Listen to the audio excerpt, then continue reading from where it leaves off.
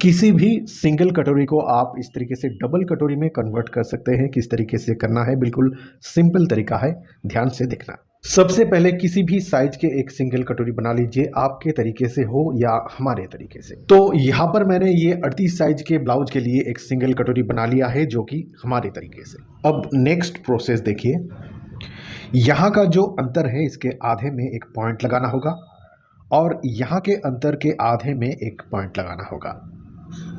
अब इधर के पॉइंट को आधा इंच और नीचे लाइए और इधर के पॉइंट को 1 इंच और नीचे लाइए और एक लाइन खींच के दोनों पॉइंट्स को जोड़ लीजिए।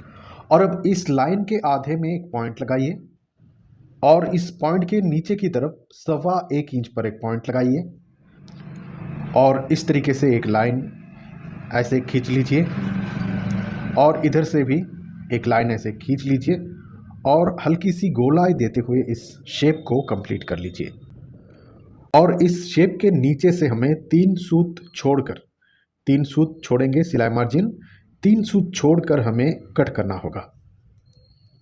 कट करने से पहले हमें बचे हुए नाप को लिख के रखना पड़ेगा। यहाँ का नाप आ रहा है 1.5 इंच पॉइंट 1 सूत और इधर का नाप आ रहा है 3 इंच पॉइंट 1 सूत।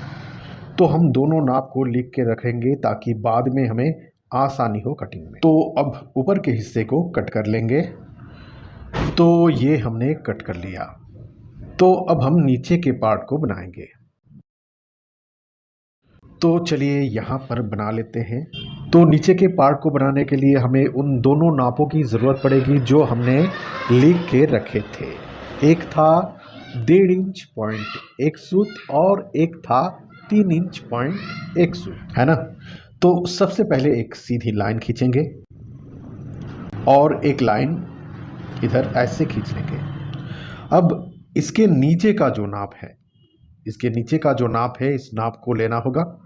इस नाप को लेकर इस लाइन में लेना होगा उस नाप को और ऊपर यहाँ पर लेकर एक लाइन ऐसे खींचेंगे। अब देखिए, हमने जो नाप को लिख के रखे थे 3 इंच पॉइंट 1 सूत, सबसे बड़े वाले जो नाप है, उस नाप को लेकर एक लाइन यहाँ पर ऐसे खींच लें और एक्स्ट्रा लेंगे 3 सूत ऊपर। ये 3 सूत सिलाई मार्जिन है। और अब ये जो छोटा वाला नाप है 1.5 इंच पॉइंट 1 सूत, इस नाप को यहाँ से लेंगे यहाँ पर और यहाँ के आधे में एक पॉइंट लगाएंगे और लाइन ऐसे खींच के जोड़ देंगे। अब कट कर लेंगे। तो इस तरीके से हमने ये सिंगल कटोरी से बड़ी आसानी से डबल कटोरी बना के तैयार कर लिया।